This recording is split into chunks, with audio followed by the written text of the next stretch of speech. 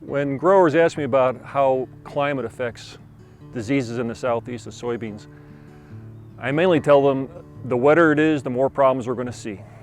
Most of our diseases are caused by fungal pathogens, and most fungal pathogens like it warm and wet.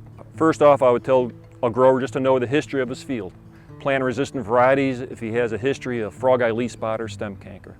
Number two, try to avoid planting in a cold, wet seed bed.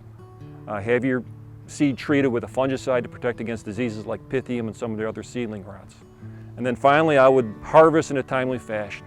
Get those beans out of the field as soon as you can. Don't let them sit, because if the wet weather sets in, they're going to have some problems with late season molds, and that reduces the quality and the quantity of what they yield.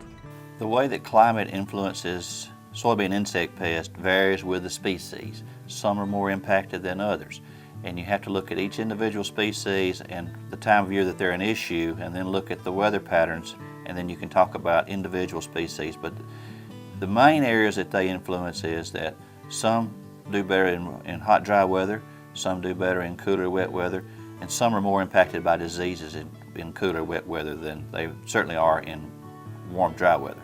With respect to preventing damage, more damage than you have to contend with, the seed treatments are very helpful, and then not spraying when you don't need to is extremely helpful.